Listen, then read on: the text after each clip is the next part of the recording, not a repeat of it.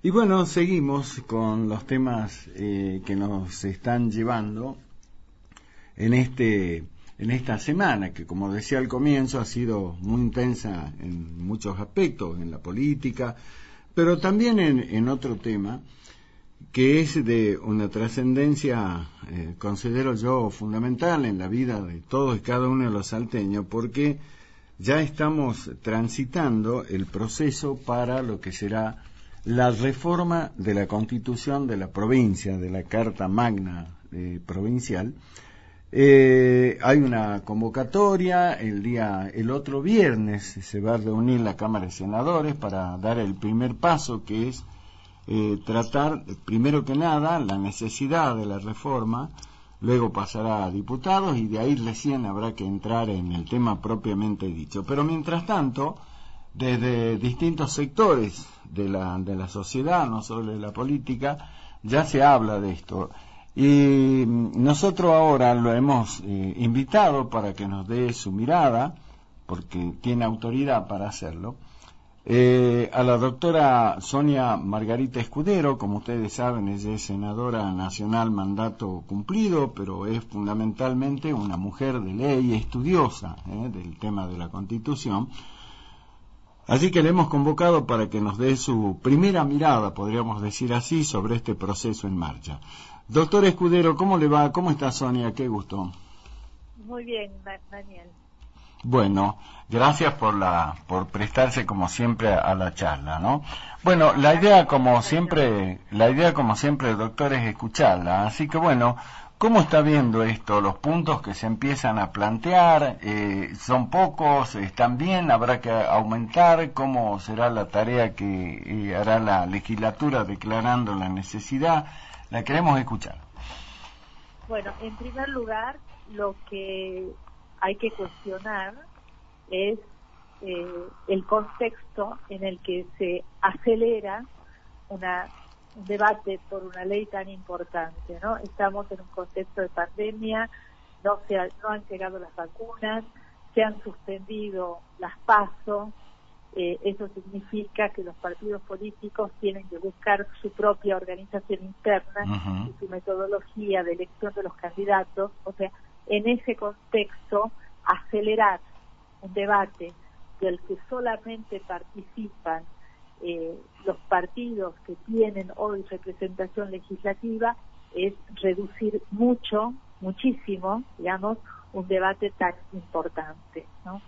En segundo lugar, esta ley que se debate y que el gobernador, cuyo debate el gobernador acelera el tratamiento, lo introduce por el Senado, y sabemos que el Senado lo único que hace es levantar la mano a lo que pide el gobernador, o sea, sin debate interno, sin cambios, sin abrir el debate. Eso tiene dos temas. La importancia de esa ley es dos temas fundamentales.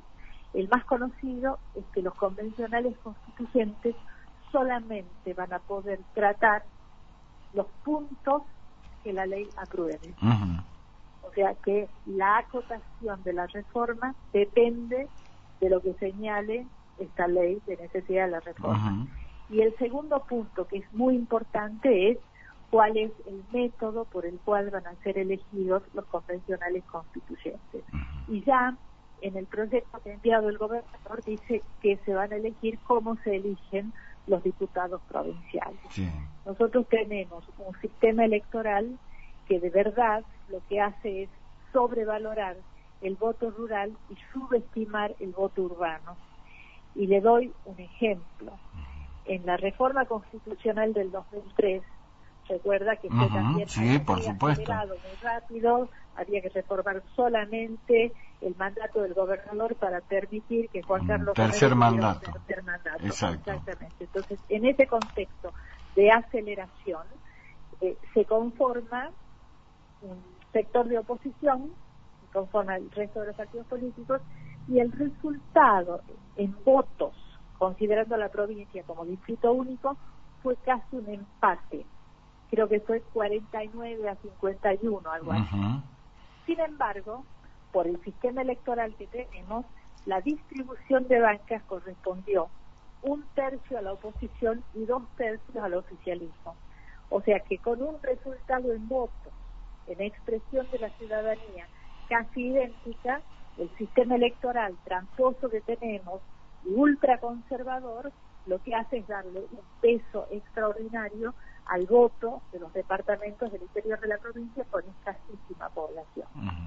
Entonces, si eso es lo que decide esta ley, obviamente el gobernador se va a llevar puesto, ¿es cierto?, y va a hacer la reforma constitucional que quiera, y obviamente no va a tener la legitimidad, ¿no es cierto?, que todos esperamos, que sea un debate abierto, participativo, donde verdaderamente nos escuchemos los distintos sectores que componemos la sociedad. Ahora, esta pregunta se la hago desde la duda que genera, a pesar de que uno tiene mayor conocimiento, digamos, que el ciudadano de a pie, se supone, pero surge esta duda, quizás sea una pregunta que usted diga, mirá lo que me pregunta. Doctor Escudero, ¿tiene sentido que si es la legislatura, senadores y diputados, quienes cuando debatan ahora a partir del otro viernes la necesidad de la reforma, definen los temas y dicen esto es lo que se debe tratar y nada más? ¿Tiene algún sentido convocar a los convencionales? Si es así, ¿por qué no lo resuelve la propia legislatura sin andar con tantas vueltas? Bueno, porque el procedimiento constitucional señala que debe hacerse, ¿no?, a través de convencionales constituyentes. Por eso es que es tan importante de qué forma se van a elegir los convencionales constituyentes. Nosotros desde FOSIS lo analizamos mucho. Ricardo Gómez Díez tiene un libro escrito sobre el electoral de Salta, ¿sí?, el valor del voto. Sí. Estamos quebrando el sistema democrático porque el voto del ciudadano de la capital, de Orano, de Tartagal, vale menos que el voto del ciudadano de Iruya, de La Poma, de Cachi, ¿no? El tema de la representatividad, una cuestión que Gómez Díez viene hablando hace años, ¿no? Y que además, en una reforma constitucional, no sé si fue en el 86 o en el 98, se consignó en una cláusula transitoria que se iba a avanzar en ese sentido. Nosotros creemos que el sistema alemán es el mejor. Podríamos elegir un convencional por cada departamento y el resto por lista única, ¿no?, en distrito, el único distrito. Único distrito, exacto, sí. Exactamente. Entonces los partidos políticos tendrían que ayornarse, ¿no?, y así lograríamos una mejor representatividad de toda la pluralidad y la riqueza que existe, ¿no?, en la sociedad, y especialmente en los sectores urbanos. Ahora, bueno, ya está planteado el tema y respecto del proceso de selección, esto que usted planteaba, que ya hay un serio debate, hay controversia respecto de cómo se van a elegir los candidatos a diputados y senadores y ahora también los convencionales. ¿Y cómo se hace frente a ese tema, doctor Escudero? Bueno, ese es el problema, digamos. El gobernador, al haber adelantado tanto la fecha de los comicios, ha generado una extraordinaria dificultad para los partidos políticos para establecer reglas democráticas para la selección de candidatos. Entonces, la combinación de suspensión de las elecciones PASO, que eran las primarias para seleccionar candidatos, con el adelantamiento excesivo de las elecciones y con las restricciones que aún tenemos por razones de la pandemia, bueno, dificultan muchísimo la democratización de los partidos políticos. El caso más grosero es el del Partido Justicialista, ¿no? Porque, digamos, el Partido Justicialista tiene historia de haber delegado en el Congreso, claro, la nominación de candidatos, pero jamás en la Comisión de Acción Política, ¿no? Que sean unas pocas personas que no han sido elegidos por el voto popular, ¿no?, que han sido nominados, o sea, esa delegación para nombrar candidatos jamás se había visto, y bueno, es lo que desencadenó la renuncia de Pablo Cosiner a la presidencia del partido. Exactamente.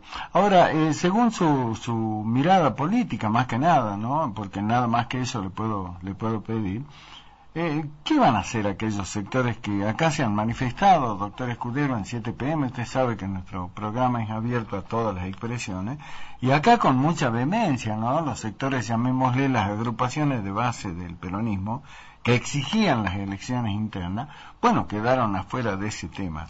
¿Qué hacen? ¿A dónde cree? Esto es una mirada que le pido más que nada una opinión.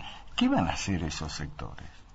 Y bueno, ¿a dónde se irán esos votos? Claro, ¿a dónde van? O sea, después de las elecciones sabremos a dónde van esos votos, sabremos si estas maniobras, ¿no?, para controlar todo el proceso, para evitar la manifestación democrática, sabremos, bueno, si tiene éxito en el resultado o no. Veremos cuál es la performance del Partido Justicialista con esta elección, ¿no?, por parte de la Comisión de Acción Política, que además algunos compañeros lo que dicen, en la Comisión de Acción Política hay personas afiliadas a otros partidos, ¿no?, que no son justicialistas.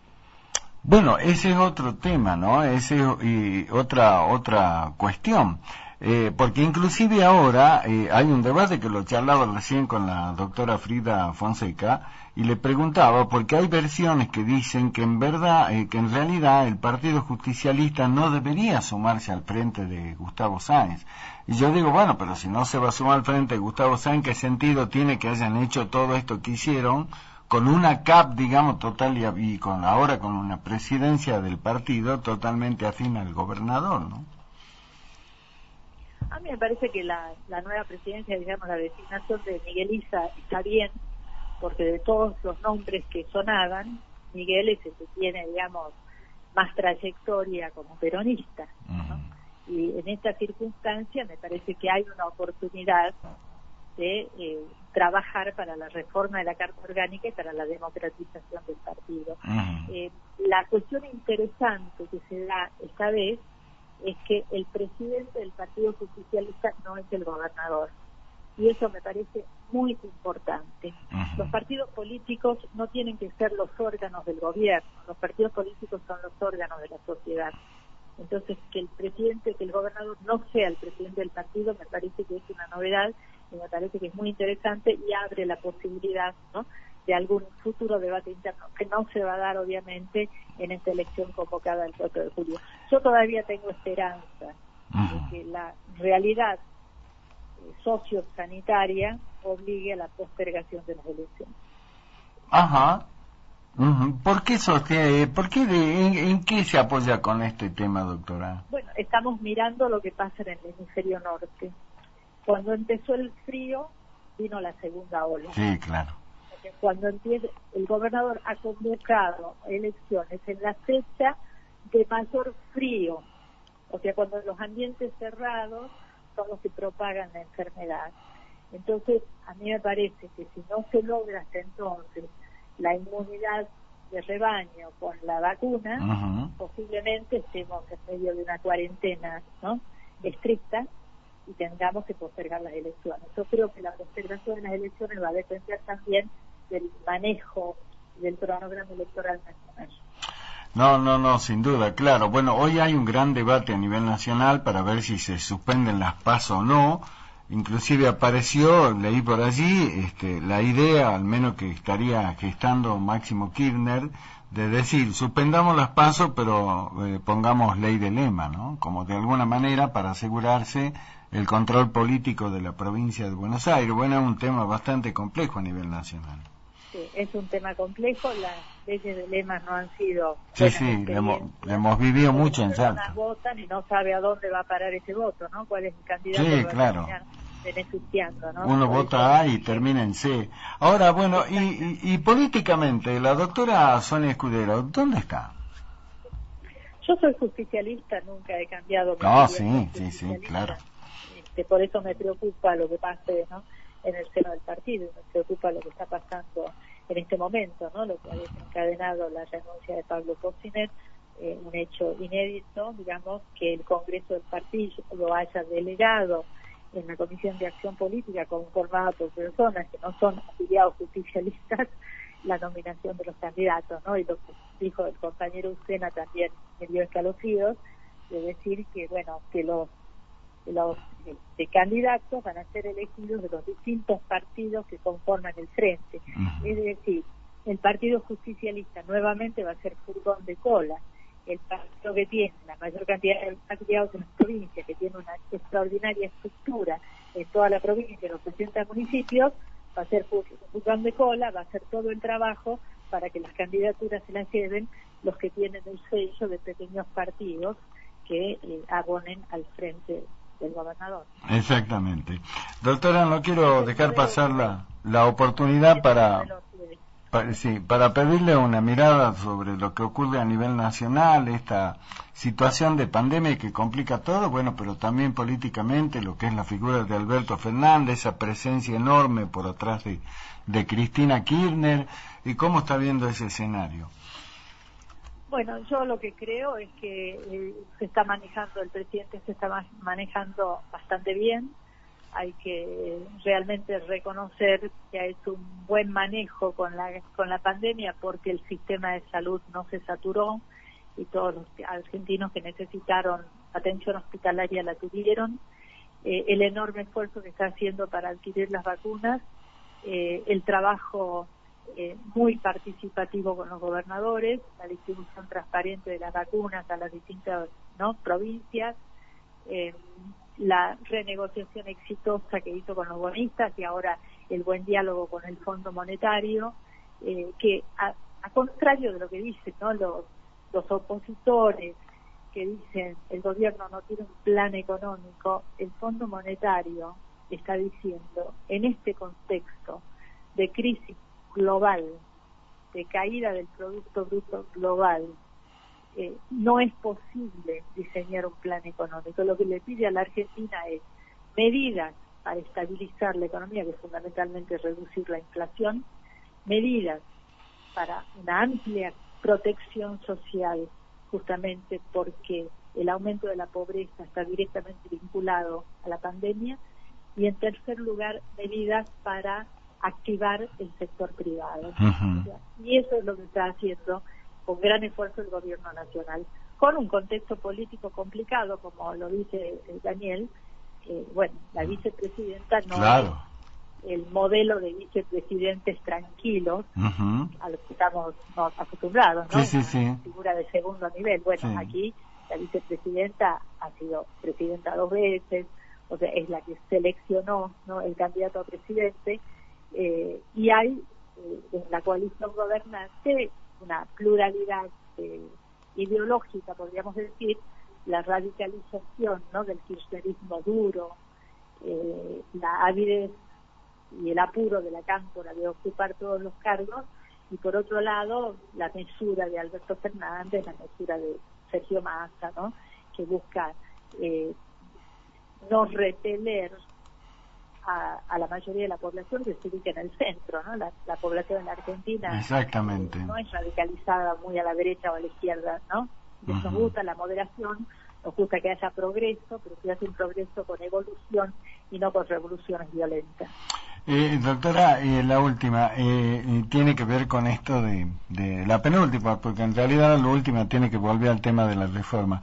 Vio que hay en la famosa grieta, ¿no? La sociedad argentina se divide, kirchnerista, antikirchnerista, macrista, antimacrista, pero en el fondo yo creo que reside un hartazgo de tanto por uno como por otro. ¿Hay espacio en la Argentina para una tercera vía, una tercera posición, una tercera alternativa? Bueno, hubo una posibilidad, pero se juntaron todos los que querían ser la primera figura, ¿no? Y no tuvieron. Las vedetongas, decían.